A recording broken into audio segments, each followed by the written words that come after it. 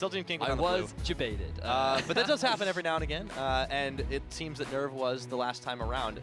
Curious to see if Team Kinguin end up with the same ban strategy. You have to think Nerv can take this information and use it. The Rengar's banned away, no surprises considering what we saw yesterday. So far, the same. Yeah, so Nerv is saying, all right, let's just keep up with what we're doing. 3 of the main junglers have been taken off the list. Perhaps they're going to look to try and take away the Nocturne themselves on the early rotation if things do stay the same. I think that this ban is a good ban. Yeah.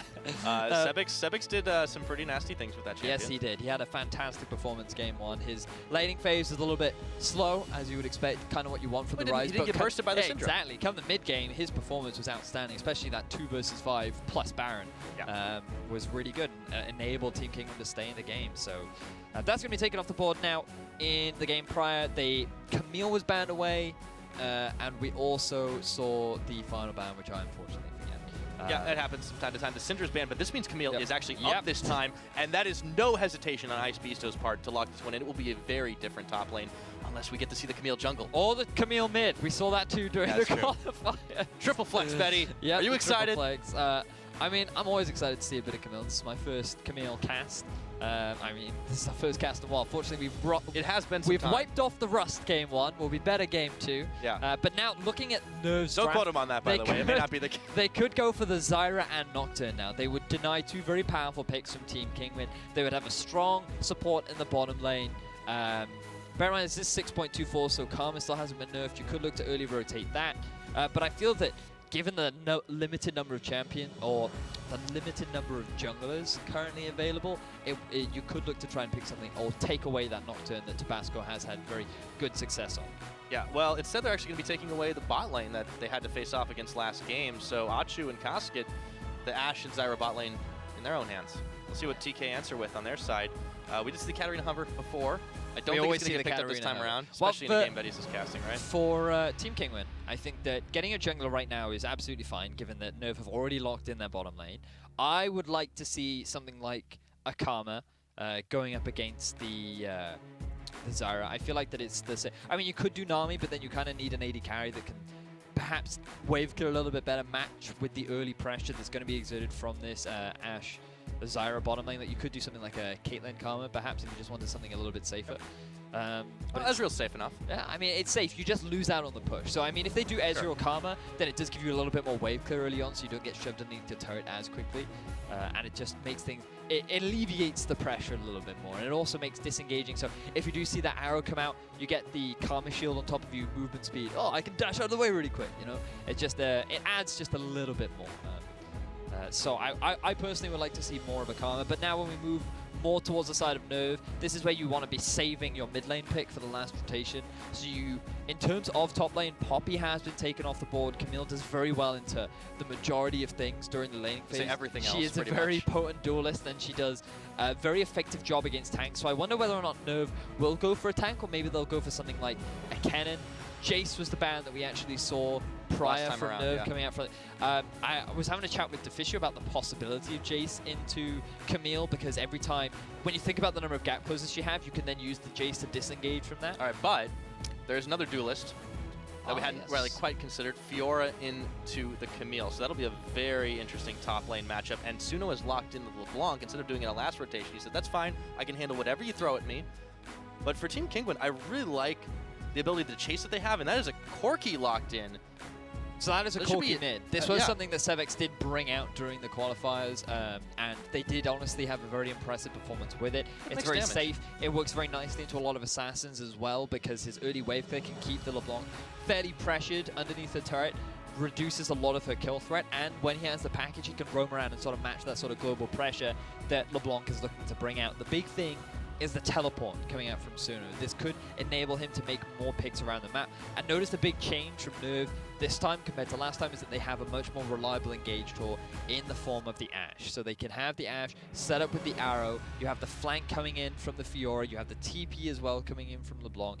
There are many more options available for Nerv, and this time it's Team Kinguin that they do have a Nocturne, but personally I don't consider Nocturne to be a reliable engage, simply because it's more like the Jarvan effect, you know, where you EQ, alt, flash, and you're helping, and then like, you know, you're miles away, like you've started the fight, but none of your team can necessarily follow up. So it can be a tool to start off the fight, fights, but I wouldn't necessarily say that it is the best way to actually kick off an engagement, especially if Tabasco goes for a hyper-aggressive build like he did in game 1, where he got like 3 long swords at the very start of the game. You know, so you could be a little bit squishy. Well, we could see him getting melted in mid-paranoia sometimes. Exactly, of course, Cinder's not in this game anymore, but Memento has opted in for a Hecarim, so this is something a little tanky. Has a lot of engage himself, and this is a team that has a boatload of CC. If they can get a catch, I mean, no one on Team Kinguin is going to be safe. I mean, I like the team fighting potential from Nerv. Their mid-game spike is very powerful with the Hecarim Trinity Force that he's likely to go for, as well as the Morello into perhaps the Abyssal or Void Staff for the LeBlanc. I think that their mid-game spike is pretty strong, especially when the 2-item pickup from Fiora as well. But you also have to respect the double Trinity Force that you're going to have coming out from the side of Team Kinguin, being picked up for Camille in the top lane, and I expect the Trinity Force to come out from the Corki in the mid, assuming that is the way that you would typically. A lot of Trinity Forces to be built this game, for sure. I think that we should see a lot more mid-game fights this time around, and I think that it will be Nerv that will be kicking off a lot more of the fights, and I'm excited to see what Memento can do on this Hecarim. Well, we will see that in just a short moment. If you guys think Team Kinguin are going to stack up 2 wins in a row, tweet at LOL Esports, #TKWin. Or if you think Nerv are going to fire back in this number 2 game, #NRVWin is what you want to be tweeting at LOL Esports. So, we'll see if it works out. Suno had a pretty big performance yesterday on that LeBlanc. We'll see if he's able to do it again in game 2 here. I'm excited for Camille. I haven't cast her before. Yeah. From what I heard and from what we've been looking at from the CSQ, she's got a pretty mean win record. She has been dominating from the games that she has been playing, and that's not just in the top lane. She's actually seen a lot of jungle play as well, but this time she will be played up in the top. Ice Beasto, I praised his mechanics. I mean, there's only so many mechanics you can do on a Maokai, but it was very much just his awareness, the fact that he was body blocking a lot of skills for his teammates, the way in which he was engaging, this target focus. He just seemed to me like a very smart player that understood what he was doing. And now he's got his hands on more of a carry-style top lane and more of the duelist. And we're going to see how well he does going up against the Grand Duelist. Yeah, that's going to be a great 1v1. And I wanted to talk about Nerv's ability to really 4-1 this time around, because we talked about team fighting ability, but Fiora is one of those champions you have to think is going to want to be splitting a large chunk of the game to draw attention. Who's going to answer that? Because I feel like Ice Beasto is not going to be the one. To deal with the Fiora? To deal with the split push in general. Well, I feel like that you could set up a 1-3-1 for the side of Team Kinguin, because you could, I mean, as long as you have a teleport on a champion, you can just send them to deal with. And I think that you have to respect how strong Camille is when it comes to dueling. Her passive shield has not been nerfed yet. It will get nerfed next patch, but it goes from 1.5 seconds up to 2.5 seconds. As she levels up throughout the game. And I mean, going up against a Fiora, I'm personally quite excited to see how this one plays out. I would expect Camille to have a slight edge during the early dueling stages, but it's very much based on how well they are played. I feel like I am expecting this to be a very heavy skill matchup that I would like to keep track of during the laning phase. I'll have to keep an eye on it. And one thing to definitely note is the difference in item choice. While Ruin has gone for that potion to start things off, Corrupting Potion, Ice Beasto's gone all in on the Doran's Blade. Yeah, so looking for a little bit more aggression down in the bottom lane. Speaking of aggression, this time we're going to see the power of the Ashe Zyra early on. No pull this time. They are just going to be immediately trying to get that early shove. Going up against the melee support in the form of Braum is certainly going to make things a little bit difficult. There's your shield. Yeah, but this is why you can see every time Ruin tries to go aggressive, Ice Beasto can just turn around and match the aggression thanks to the shield that he has. It mitigates a lot of the damage. And this is LeBlanc, so Sebex hasn't quite got the early push that he wanted, which is why he's taking a bit of harass right now, but once things start getting better, he should be able to force that LeBlanc underneath the turret. Alright, tack sweep, but Ruin was able to parry it. Nicely done. Yeah, we'll look back in the mid lane in a minute, because Sebex is not going to be stopped from farming. He also has a Corrupting Potion in his pocket as well, and if he doesn't go down immediately, Suno doesn't really have the burst pressure, but you can see that he is getting the Shadow Orbs off, and the Thunderlord's proc starts ticking. So it's harder and harder for him to really follow up as well as all that. But I do want to keep a lot of attention towards this top side. Ice Beasto is down on farm, but that is a big wave pushing his way. Down in the bottom, however, Koss is the one who's taking the beating as he is on the front lines trying to prevent Woolite from farming it up. Yeah, he's trying to play a little bit more aggressively, as you would want to do on the Zyra. Try and punish the fact that you have a melee support available to just play around with using your plans. But he is getting poked a lot by Woolite, and that's just credit to Woolite doing what he can to punish the over-aggression coming out from Koss. Meanwhile, I want to keep my eyes on the junglers as well, because Memento looking for a bit of aggression in the mid lane, but it is quite difficult to lock down that Corki, especially a Corki with exhaust. There's also vision on top of Memento right now because of a ward that was dropped earlier on to the entrance of that jungle, and you can already see Tabasco hanging around. He actually has a level advantage over his opponent, but now Nerv know that Tabasco's in the bottom half of the jungle. Yeah, Memento ran right into a trap, and he's going to get feared right away from it. Sebix was looking to add to the damage, but he's a little low and he couldn't quite get there in time. It does seem a little bit more evenly matched up with this pair of junglers, because last time we had a Kha'Zix who not only got a 3-buff start but already was going to be able to do more earlier on, but this time, you know, both are kind of looking for that level 6, their ultimate, to be able to get involved in and charge somebody down in the mid lane, or in any of the lanes for that matter. I feel like this game, you definitely want to invest a little bit more time into the top half of the map when you have two duelists that rely very heavily on scaling and just getting a slight edge. If either one of them were to get a kill or two, or just that early Trinity Force above their opponent, that really will swing the matchup incredibly quickly. So if either jungler is able to get that first setup in the top lane, that could really swing things. Ooh, Sebix gets stopped by the chains. Suno's definitely getting the better of him right now. He does have the potion available, so he's able to do more, but in comes Memento. Here's the charge. Tabasco's right there. And Memento turns at the last second, so Tabasco's been able to match the presence on the map for now, and he has a farm lead. I feel like he actually read the map pretty well there. He was expecting Memento to come around for a mid lane gank about this time. He noticed that the minion wave was pushing towards Suno, and that Sebix had already taken a fair amount of damage. So Tabasco there to react, able to stop the pressure coming out from Memento, and he was even able to get the, or Memento had used his Ghost, which means that he won't have that available now for any future ganks. But notice that he is in the top half of the map. Ice Beasto has put a forward ward, because if Memento's going to gank from anywhere, it will be through that jungle entrance. And then you have two of the control wards down in the bottom half of the river, which is basically allowing Ice Beasto to push up in this lane and be a little bit more aggressive. Yeah, gets attack sweep on, but Ruin is going to go in with the parry. A couple of auto attacks on top of it, and Ice Beasto's not going to go all in. Once we get to 6, this is going to get real interesting. It usually is the case when you have powerful ultimates like these two. Let's see how it happens back in the mid lane as well. Suno looking to go in, misses the chains this time around. Not going to land the Shatter Orb either.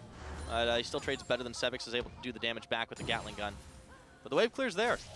Can't really push in against a Corki. Nope, certainly is difficult. One of the big changes that happened to LeBlanc with the Assassin reworks is the fact that she does have a little bit more wave clear because of her passive now. If you use your distortion on the on a wave and then you throw out the Shadow Orb, it then applies to all of the different minions. And it used to do a lot more damage, but then it got nerfed ever so slightly. So her wave clear wasn't quite as strong as it was on the initial change, but she still has much more wave clear, especially in the early levels compared to what she used to. So she's able to match the pressure that Corki's able to exert, but she's not able to necessarily win out on all these trades simply because of the delay that has now been put onto distortion. So every time she jumps in, she has to sit there and soak up a little bit of damage every time before she can jump out. Well, and when you're standing in the midst of the Gatling gun, that's definitely not going to be the best for you, but you do see a lot of attention being given to this mid lane by at least Memento, who unfortunately was not able to get that gank off earlier on, but his Ghost is nearly back up in the top. Ruin, he parries just in time to stop the attack sweep, but Ice Beasto now it's 6v6. Let's see, the grand challenge is issued. There's the hook shot, and he's out. Escaped from Ice Beasto, but Ruin was the one who got the better of that trade. Yeah, so Ice Beasto demonstrating that if he's not careful, if he mismanages his abilities, Ruin can very quickly turn on him. A lot of that is thanks to the sustain that Ruin had decided to go for. He did pick himself up the Corrupting Potion early on, so that he had a mana advantage and a health advantage, enabled him to go for that play. And now we see a gank in the bottom. Memento is going straight for Woolite. Exhausted flash from Woolite out, but right into Achu, and he gets the fear off Memento, looking to swipe his way to a kill. Delord and Woolite, that is 2 quick kills picked up, and Achu nails one of them. Very low health bars, but they've gotten out. Good read from Memento. He had hit that level 6 mark. A lot of harass had been put down onto Woolite and Delord, and Woolite had no mana to get out of that sticky situation. So once again, a good read from Memento, a good early gank, and this is going to snowball Nerv to a very early gold lead. Big gold swing there as they take down the first tower as well. So now 2 kills and almost 14k to 11 as a 3k gold swing. And man, it was close. But look at the summoner difference. Once again, Woolite and Delord are fresh out. Achu and Koss held on to both their flashes and the exhaust. Icebeast's gonna move forward, gets the ward in that brush. It's gonna spot Ruin out and stop his plan for now. But let's take a look once again at that gank. So just have a look at the setup. You can see that both Woolite and Lord had been chunked out. Barely any mana for Woolite. He flashed towards his turret because he thought that it was the point of safety, but Cast just keeps aggro on the turret to perfection. He'd managed to tank enough shots that he went down to even like 5 HP, and then that allowed Memento to just be under the turret for as long as he wanted. That enabled them to get the 2 kills, and has now given them a pretty significant early start. Sebix gets caught as he tries to get out of dodge, and he's going to be able to stay alive. But yeah, I mean, doing something like that on Zyra is damn near impossible considering that health pool. But okay, attack sweep on Ruin now, and he's pushed back by Icebeasto, but you can already see that Nerv are on the aggressive to try and push in this mid-tier turret. All right, wave's cleared, but they got a little bit of damage out of it. So once the tower had already fallen, it's easy for Achu and Kost to go on a roaming spree, but there is a big wave pushing in, and Woolite's going to be backing away. No summoners for him still. As you mentioned, they went for a roam, wanted to try and find an opportunity, given that there was such a big minion wave down in the bottom lane, and there was nothing really for Achu and Cast to go and work towards. So instead, they tried to force a play in the mid. They do force the flash out of Sebix, which is still a pretty good thing because it then enables Memento to look for a gank later on into the game. But I'm surprised that they didn't decide to try and move Achu and Cast up into the top lane, because someone like a Camille would struggle a little bit to deal with that sort of pressure. You know, the wave cut on Camille isn't the strongest. It's gonna, I mean, you naturally struggle when you're going up against an AD carry, so I feel like that they could look to apply a little bit more pressure onto that turret. But I guess that they're quite happy with how things are going in terms of the 1 versus 1. So for the time being, they're just gonna keep both their AD carry and support down the bottom lane. It's a different type of game as well than when you look at last game, when the plan for Team Kinguin was pretty much just like kind of ride out this laning phase that we are in a disadvantage of, and we've got the late game, we've got Sebix on something like a Rise. This time it's not the case. You've got a fair amount of mid-game power coming out of Sebix, but it's not going to scale like crazy. On the other hand, the early game is pretty important for Nerv as well because of this Fiora, who's losing on a farm, but you know, was still able to trade 1v1 and still no kills there, and it has been a surprise the junglers haven't gotten involved. Yeah, I am honestly quite surprised, because I felt that if there were going to be a lot of ganks, it would be in the top half of the map. And once again, we're yet to see very much coming out from Tabasco in this early game. But he is now level 8. He has completed his first major jungle item. And he could look to set something else to see another trade in the top lane. Yep, parry this time. Tack sweep saved a little bit. Icebeasto has the better of it. So far, hook shots in, gets another auto empowered. And here's the ultimatum! Ruin, though, says that's okay, we can tango. And it's going to trade even for now. Another tack sweep, but Ruin goes in on this one. He's in minions, however. And hookshot flashed.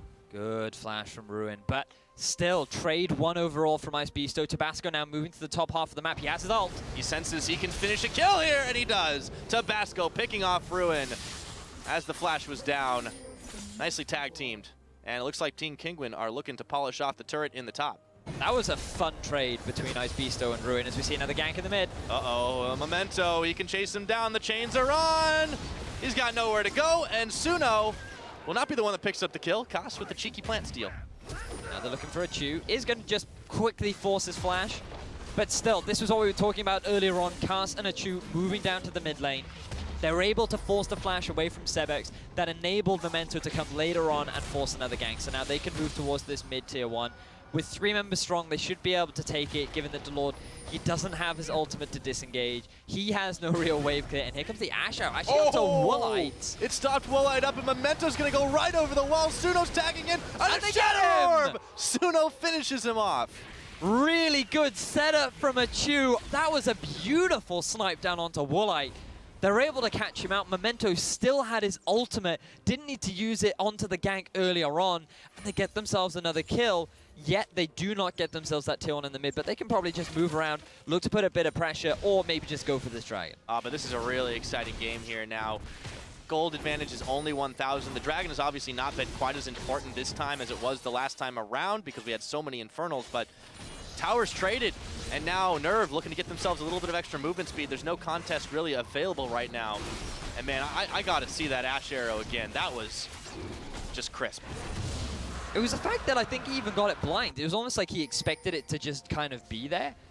Because from what I recall, I mean, right now there's currently no vision in that half of the map. I don't recall there being that much deep vision coming out from Memento. And so the fact that Achu was able to land that is very impressive. We see another gank in the top. Yeah, another ultimatum, and Ruin this time is going to have to issue the grand challenge, but 2v1, he can't get it done, and Suno is going to cancel that TP. He knows it wasn't going to end well. And this is the thing you have to respect when going up against Camille, because she throws out that ultimate. You have no way to escape unless you can force Ice Beast out of that small arena. But nevertheless, still another kill going over to Ice, or a kill now going over to Ice Beast, so another kill going over to Team Kinguin. 2-4 now in their favor as pressure being exerted onto this mid tier 1. And when we actually look at the whole map and we look at how things have been going, the fact that Nerv feel like they have been the consistent aggressors don't have actually a massive gold lead. Let's take a look here. So yeah, look, there's like just waiting. So okay, he sees Ezreal moving so he through probably the saw ward him vision, there. He saw him on that. He saw him on that ward just there. The path prediction is perfect. Then The moment he arrives to E over, and the communication, Memento and Suno just jumping right in there, finishes the job with Shadow Orb right before Delord can really do much about it. What a move! Yeah, crisp. All right, so we're nearly 15 minutes into this game. Slim gold advantage for Nerv, but they have had the pressure on, and look at the vision they've got invested around this river. Not going to let anybody from Team Kinguin move freely about, but you can see where Kinguin themselves have actually put a lot of their own vision up towards this top side. It's evident because of how frequently Tabasco's been moving in on that. Now taking stock of what Nerv's options are. They actually want to try and contest these neutral objectives. The red buff, pick that one up.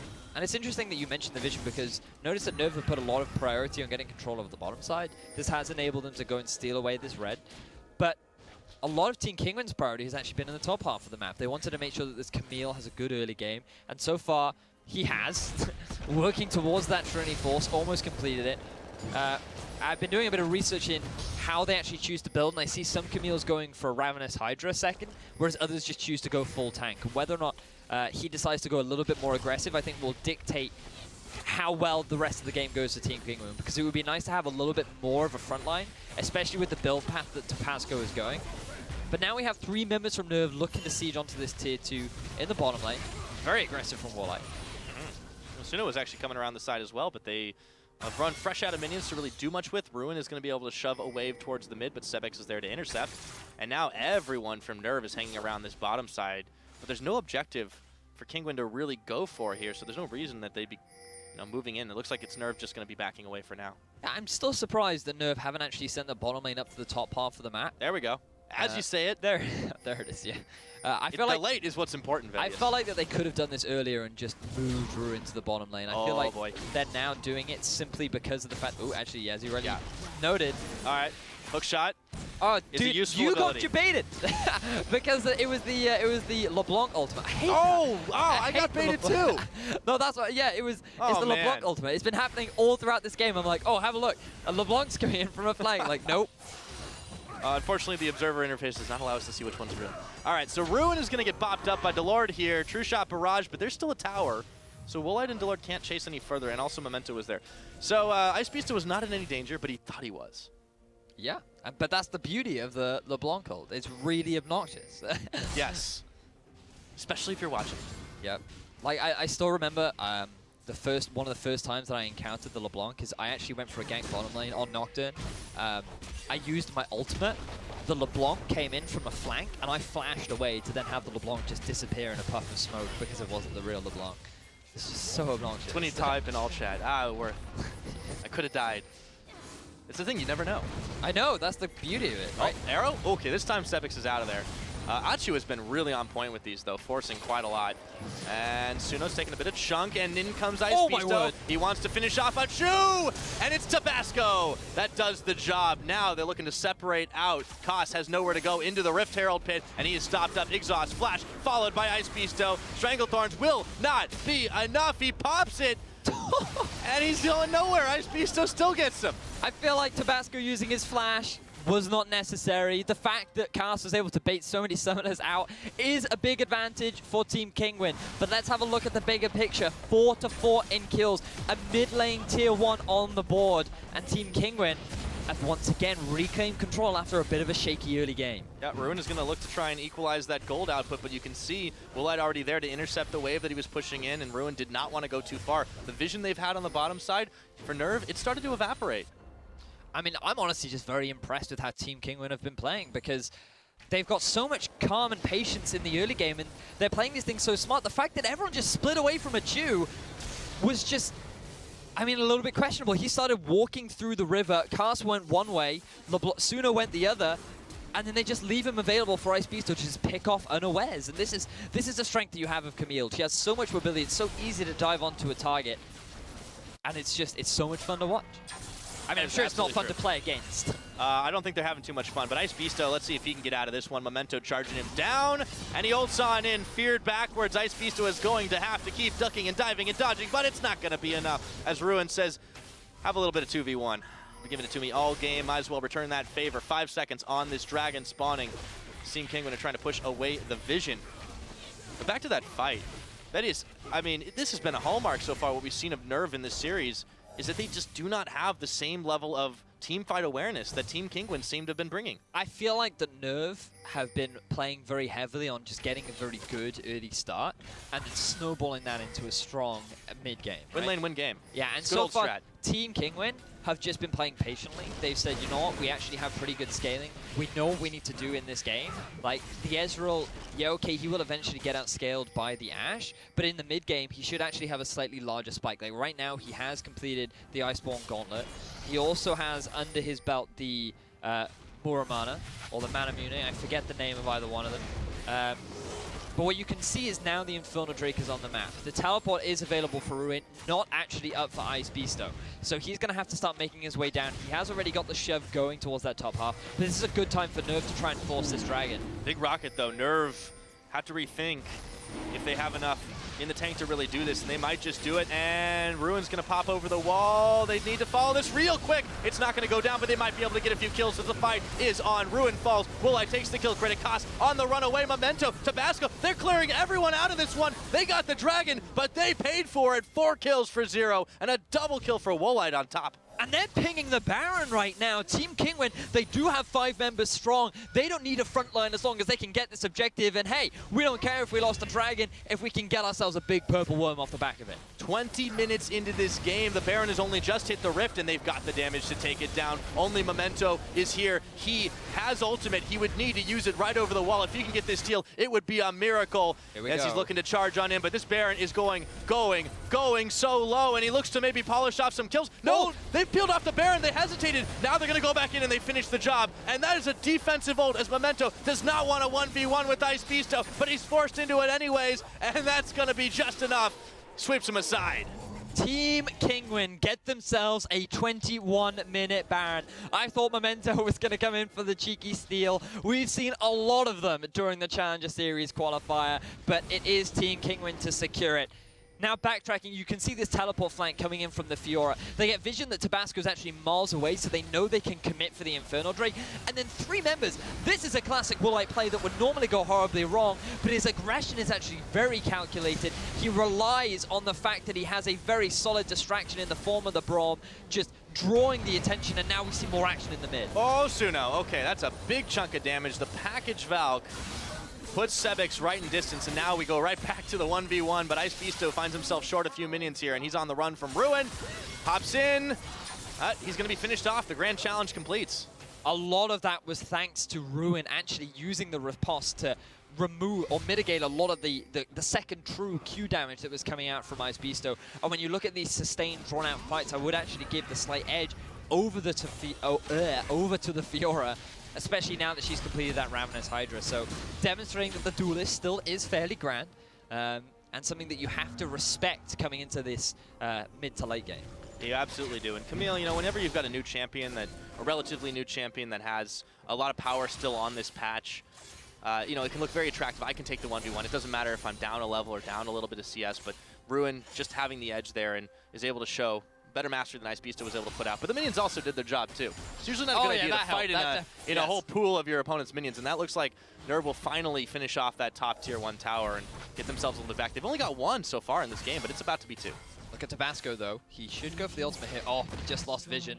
He's going to use the Blast Cone to get in range. Spotted on the ward. Okay, so Ruin knows he has to keep on running. He may not get out of this. He's hesitated for just a minute. Dashes forward. Okay. He's on the run here, and there is Oh, but he blocks Woolite it. coming into the rescue, but Ruin is not able to get out in time, and Woolite snipes the kill. Cheers, guys. Thanks for that. Yeah. Thanks for that assist. Woolite did all the work. Now, flank from Memento. All right, he's going to look for Sebex here.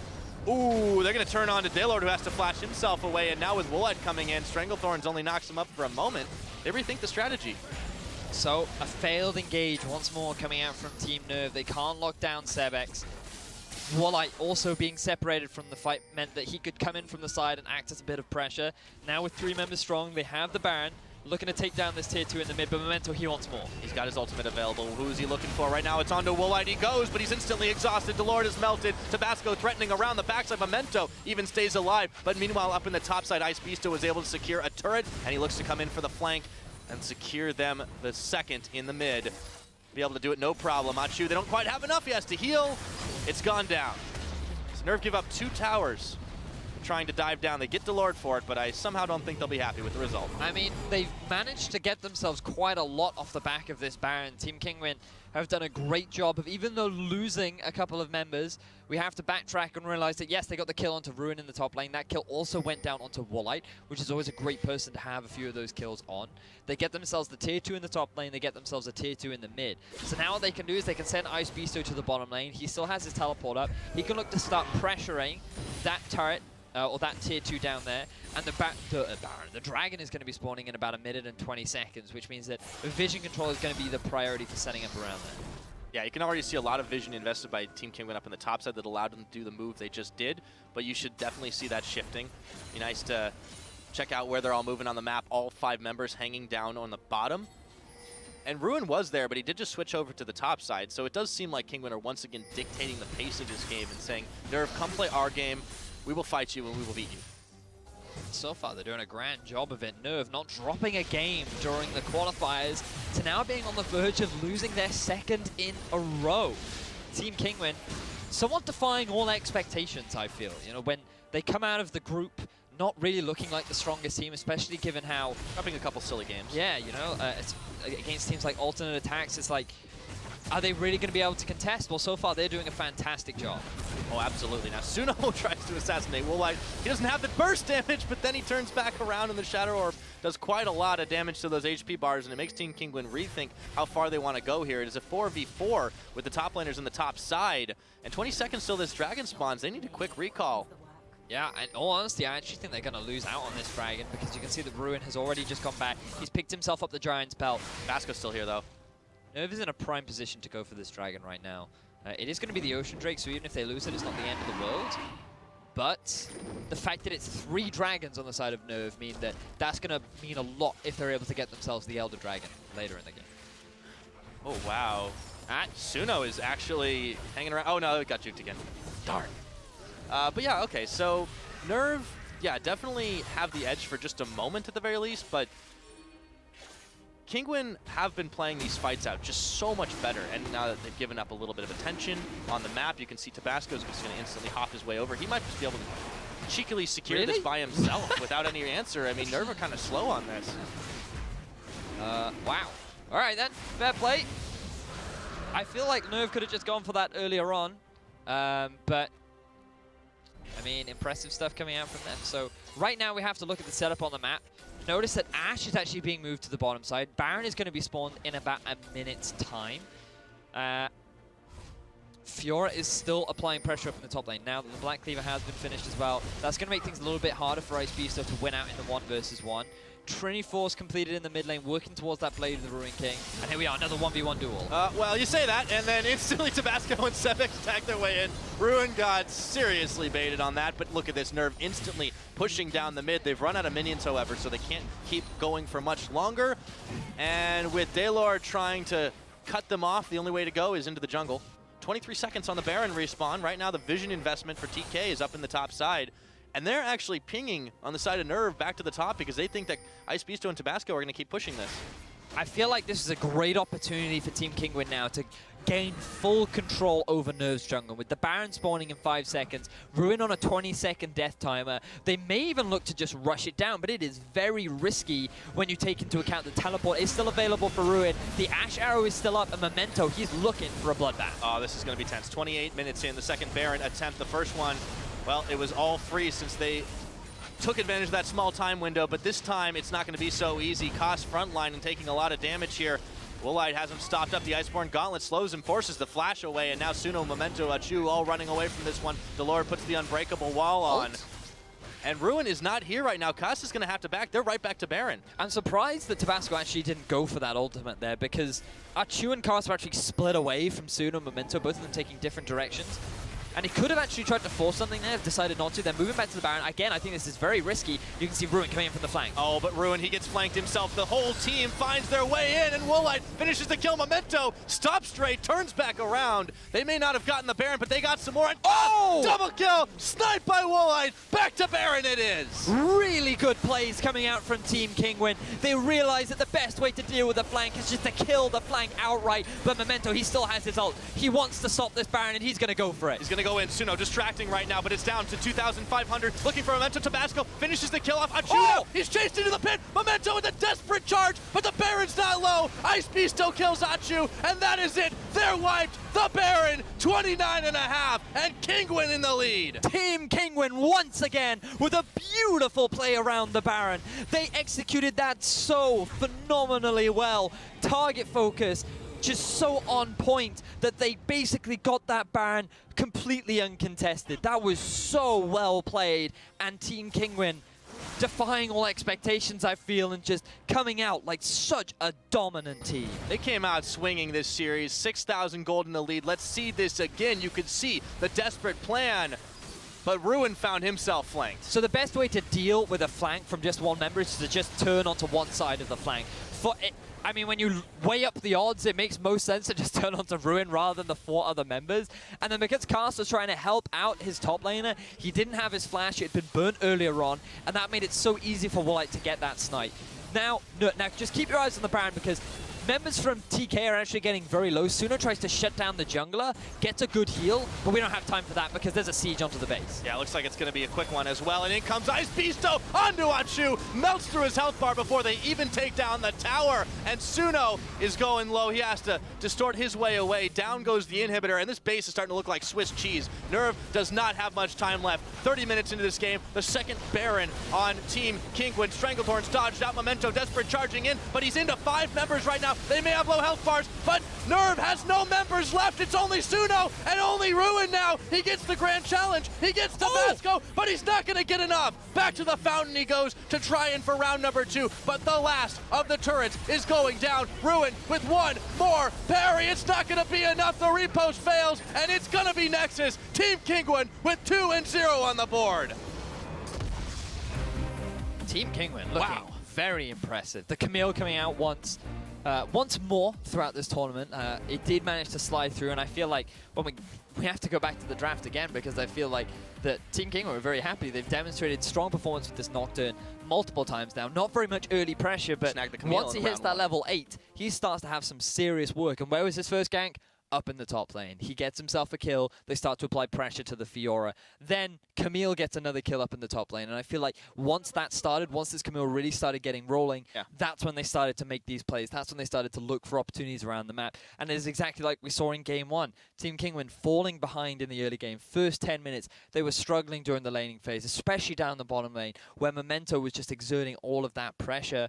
And then they just weren't able to do anything with it. They even had the Ashe ult. They had some really nice arrows throughout the game, but it just didn't result in anything. Memento held onto his ultimate a little bit too often and didn't really force many plays.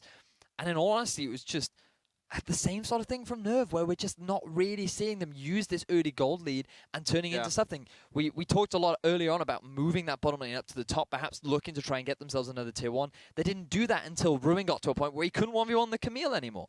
You know, I feel like the Nerv are just perhaps not quite on the ball for this series, but this is still only game 2. They are still behind, and the possibility of a reverse sweep is still there. Yeah, it's always possible. I mean, it is a best of 5. We've seen crazier things happen, but coming in to today, I don't think very many people would have predicted that Team Kinguin would be 2-0 up on the board after the performance that Nerv had been able to put in throughout the Challenger Series qualifiers so far. But with 2 games in, our best of 5 has been dominated by TK. We'll see what happens in game number 3 when we come back right after the break. Memento is going straight for Woolite. Exhausted flash from Woolite out, but right into Achu, and he gets the fear off Memento, looking to swipe his way to a kill. Delord and Woolite, that is 2 quick kills picked up. And Suno's taking a bit of chunk, and in comes Ice Beasto. My word. He wants to finish off Achu, and it's Tabasco that does the job. Oh, they need to follow this real quick. It's not going to go down, but they might be able to get a few kills as the fight is on. Ruin falls. Woolite takes the kill credit. Cost on the runaway. Memento, Tabasco, they're clearing everyone out of this one. They got the dragon, but they paid for it. 4 kills for 0. And you can see Ruin coming in from the flank. Oh, but Ruin, he gets flanked himself. The whole team finds their way in, and Woolite finishes the kill. Memento stops straight, turns back around. They may not have gotten the Baron, but they got some more. And double kill! Sniped by Woolite of the turret is going down. Ruin with one more parry. It's not going to be enough. The repost fails, and it's going to be Nexus. Team Kinguin